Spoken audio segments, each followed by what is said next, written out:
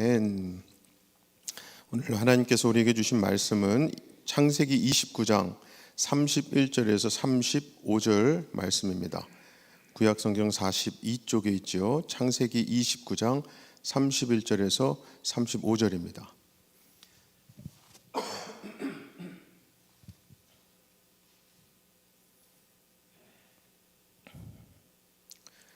창세기 29장 31절에서 35절 교독으로 읽겠습니다. 제가 먼저 31절 읽습니다.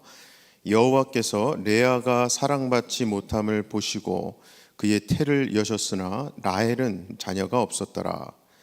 레아가 임신하여 아들을 낳고 그 이름을 르우벤이라 하여 이르되 여호와께서 나의 괴로움을 돌보셨으니 이제는 내 남편이 나를 사랑하리로다 하였더라. 그가 다시 임신하여 아들을 낳고 이르되 여호와께서 내가 사랑받지 못함을 들으셨으므로 내게 이 아들도 주셨도다 하고 그의 이름을 시므온이라 하였으며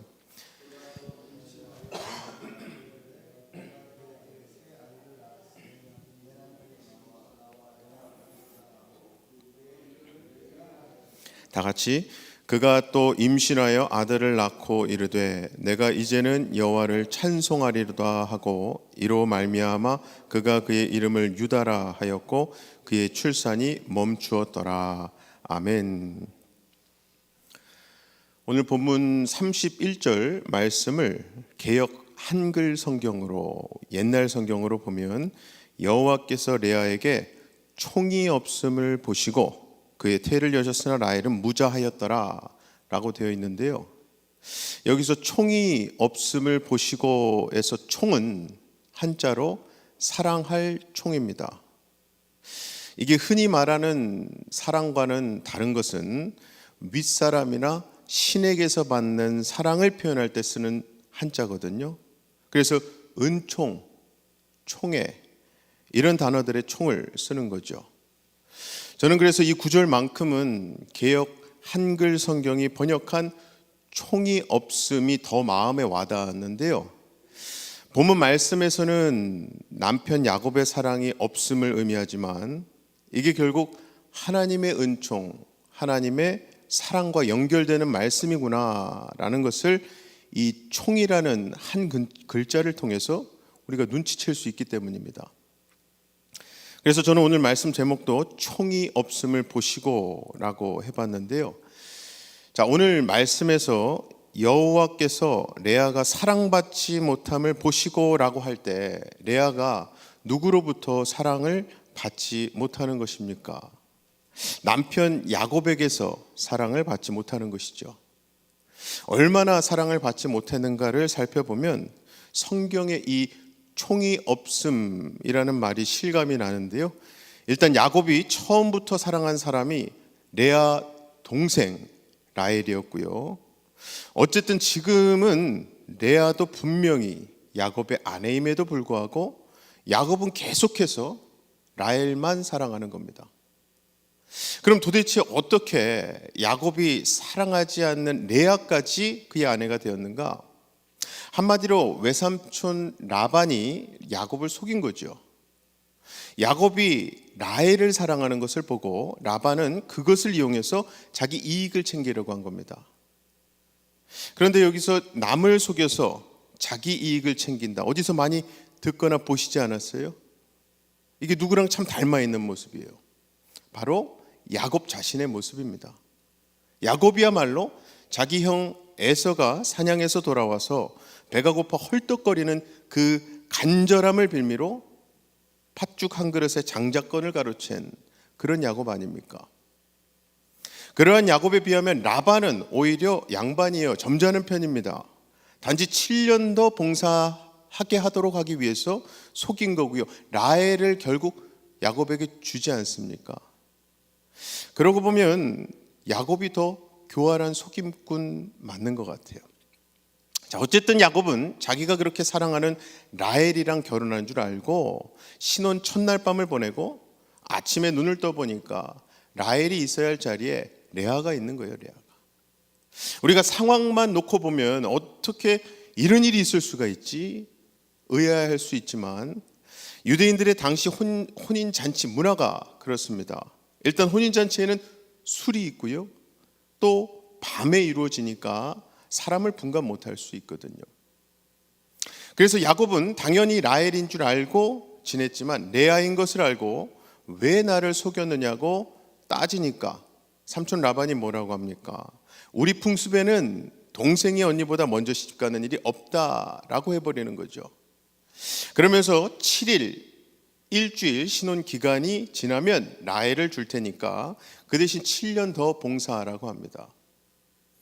야곱은 그 조건을 받아들이고 야곱이 얼마나 라헬을 사랑했으면 또다시 7년을 봉사하겠다고 하겠습니까?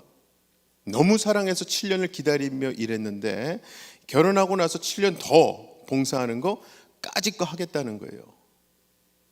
문제는 야곱이 이 정도로 라헬을 사랑하니까 야곱에게 있어서 레아는 항상 뒷전인 겁니다. 야곱이 하루 일을 마치고 나면 주로 어디 가서 잠을 잤겠습니까? 당연히 라헬에게서만 가서 자는 거죠. 그래서 가뭄에 콩나듯 레아에게 아주 가끔 한 번씩 오는 거예요. 그것도 라헬과 다투고 야곱이 홧김에 한 번씩 오는 것인지도 몰라요. 이게 바로 레아의 참 처량한 신세인 겁니다. 그런데 야곱 입장에서는 라헬을 그렇게 사랑해서 결혼했는데 다투었다는 게 어찌된 일인가?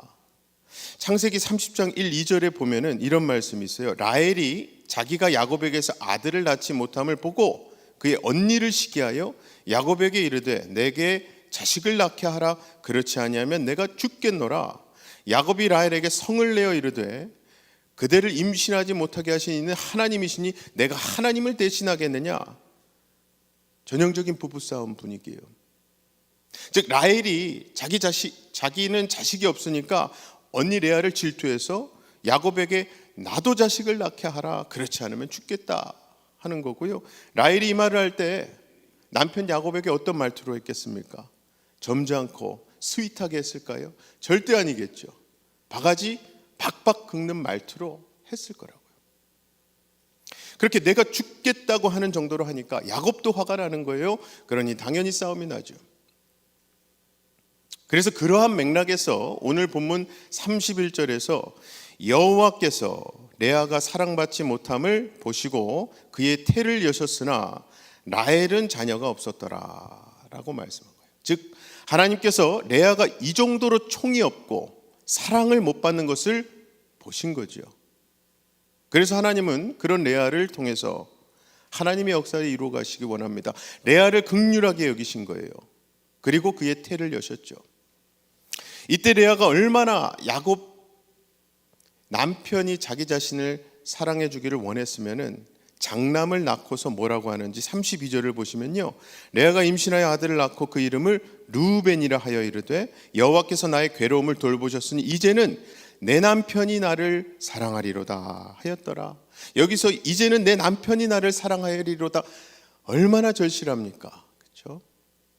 그런데 참 안타까운 것은 아들 하나 낳았다고 해서 야곱의 마음이 레아에게로 돌아서지 않는 거예요. 33절에서 그가 다시 임신하여 아들을 낳고 이르되 여호와께서 내가 사랑받지 못함을 들으셨으므로 내게 이 아들도 주셨도다 하고 그의 이름을 시므온이라 하였으며, 즉 둘째 아들까지 낳고서도 야곱의 마음이 레아에게로 돌아서지 않는 거예요. 야곱은 여전히 라헬을 사랑하는 거죠. 그래서 레아가 세 번째 아들을 낳고서도 뭐라고 합니까? 34절에서 그가 또 임신하여 아들을 낳고 이르되 내가 그에게 세 아들을 낳았으니 내 남편이 지금부터 나와 연합하리로다 하고 그의 이름을 레위라 하였으며 라고 말씀해요. 즉 이 레위라는 이름의 뜻이 연합이거든요. 연합. 셋째 아들 이름을 내 남편이 이제는 나와 연합하리라 라고 이름을 지은 거예요. 얼마나 남편이 자기와 연합을 하지 않았으면 이런 이름을 다 지을까요? 넷째 아들 유다를 낳고서도 여전히 야곱은 레아보다 라헬을 더 사랑하고요. 참고로 내일 보시게 될 창세기 30장에서는 레아의 큰아들 르우벤이 들에서 합 한 채를 얻어서 자기 어머니 레아에게 드리는데 이것을 동생 라헬이 달라고 해서 가로채는 장면이 나와요. 이 합한채라는 것이 임신 촉진제와 같은 효과를 보기 위해 사용되는 약초 같은 거거든요. 그래서 레아는 내 남편도 뺏었더니 이제는 합한채마저도 빼앗느냐라고 하면서 라헬에게, 동생에게 억울함을 표현합니다. 자, 이런 이야기를 통해서 우리가 발견해야 할 것은요, 참 불쌍한 레아라고 하면서 드라마 보듯이 보기보다는 그들의 삶의 모습 속에서 죄가 무엇인지 드러나고 있음을 우리가 발견할 수 있어야 합니다. 아니, 이게 어떻게 죄인가? 일단 표면적으로 봐도 율법에서는 한 남자가 자매를 동시에 아내로 취하면 안 되게 되어 있습니다. 율법 어긴 거예요. 물론 그렇다고 해서 우리가 그들을 정죄하는 시각으로 이 이야기를 봐서도 안 됩니다. 우리는 사실 이들의 삶의 모습 속에서 결국 하나님의 뜻이 무엇인가, 하나님의 마음이 무엇인가를 읽을 수 있어야 되죠. 왜냐하면 이 이야기를 통해서 하나님이 지금 어떤 분이신가가 드러나고 있기 때문입니다. 자, 하나님께서는 레아와 라헬의 관계 속에서 레아가 사랑을 받지 못함을 보시고 총이 없음을 보시고 은총을 베푸셨어요. 그런데 놀라운 것은 하나님께서 라헬에게도 은총을 베푸심으로 자녀를 허락하신다는 사실이에요. 여기서 우리가 깨달아야 하는 것은 라헬이 인간적인 방법으로 남편을 독차지한다고 되는 일이 아니고 합한 채를 가지고 된다고 하는 것이 아니라 하나님이 라헬을 긍휼히 여기시고 그의 목소리를 들으심으로 은총을 베푸셨다는 사실입니다. 그래서 결국 라헬은 나중에 요셉을 낳게 되죠. 이러한 모습 속에서 하나님은 우리로 하여금 하나님의 긍휼, 하나님의 인애, 하나님의 은총이 무엇인지를 알게 하시는 거예요.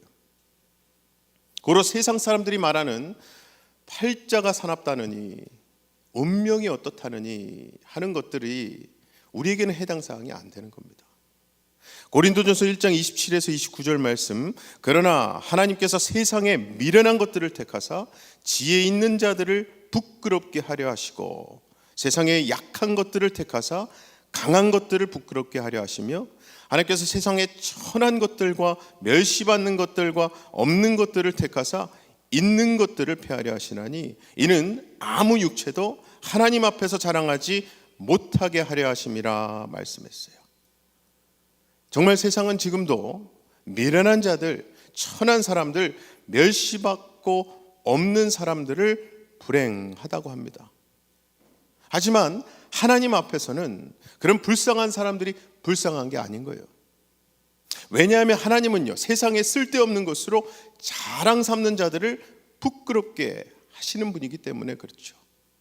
하나님이 이렇게 하시는 이유는 아무 육체라도 하나님 앞에서 자랑하지 못하게 하심 위함이라고 말씀하시잖아요. 그러므로 저와 여러분이 그리스도 안에 있는 자로서 무엇을 자랑해야 하겠습니까? 우리처럼 약하고 악한 죄인을 살려주신 주님의 은혜, 주님의 긍휼만을 자랑해야겠죠. 바로 이것을 위해서 사람의 총, 남편의 총을 받지 못한 레아에게 하나님께서 총을 허락하셔서 그에게서 유다가 나오는 거예요. 그리고 그 유다 지파에게서 다윗 왕이 나오고요, 그 지파에서 예수 그리스도가 나오시는 거예요. 그러므로 사랑하는 성도 여러분, 오늘 우리의 삶에 다른 사람들이 누리는 세상적인 것들이 없다고 해서 기죽지 마시기 바랍니다. 하나님의 총을 받고 있다면, 하나님의 긍휼하심이 있다면, 그래서 우리가 주님의 은혜로 예수님을 믿고 있다면 이보다 더 좋은 복이 없음을 꼭 기억하시기 바랍니다. 그래서 정말 예수 그리스도에게 붙어 있는 것이, 잇대어 있는 것이 우리에게는 가장 큰 복인 거예요. 이 복에서 끊어지면요, 세상에 아무리 좋은 것을 다 누리고 있다 해도 그것은 어차피 안개와 같이 우리의 한숨과 같이 사라져 버릴 것들에 불과한 거예요. 그러므로 아무쪼록 지금 이 땅에서의 삶뿐만 아니라 영원을 준비하며 사는 사람으로서 오늘도 주님의 그 긍휼하심 앞에 무릎 꿇으시고 그 은총으로 살아가시는 저와 여러분 다 되시기를 주님의 이름으로 간절히 축원합니다. 시간 두 가지 기도 제목 놓고 기도하실 때에 첫 번째는요, 이게 남일 볼 것이 아닙니다. 하나님 앞에 정말 하나님 나를 불쌍히 여겨주세요. Have mercy on me. 성경에서 보면요, 그 기도, 그 외침을 통해서 예수님도 얼마나 많은 기적을 일으키셨는지 몰라요. 내가 하나님 앞에 피조물로서 하나님 앞에 어느 것도 내세울 것 없는 죄인으로서 나아갈 때 하나님은 그걸 가장 예쁘게 보시고 그 낮고 낮아짐, 하나님을 의지하는 간절한 믿음이 하나님 마음을 움직이더라고요. 우리 이 시간 하나님 나를 불쌍히 여겨주세요. 우리 주변에 하나님의 긍휼하심, 하나님의 인애가 필요한 케이스가 사람이 얼마나 많습니까? 불쌍히 여겨주세요. 기도하시고, 두 번째는 오늘이 벌써 2022년도에 3, 4분기 마지막 날이에요. 9월 30일. 내일부터는 이제 올해를 마무리 짓는 4, 4분기 시작 날이기도 합니다. 하나님 은혜 가운데 우리 교회 특별히 각 위원회가 올해 사역 잘 결산하고 또 내년 사역 잘 계획하고 또 예산 짜는 데 있어서 하나님의 뜻 가운데 이 모든 과정 이루어지게 해달라고 다 같이 기도하십시다. 사랑의 아버지 하나님, 감사합니다. 하나님 은혜로, 하나님의 인애로, 헤세드의 사랑으로 우리가 이 시간 나왔습니다.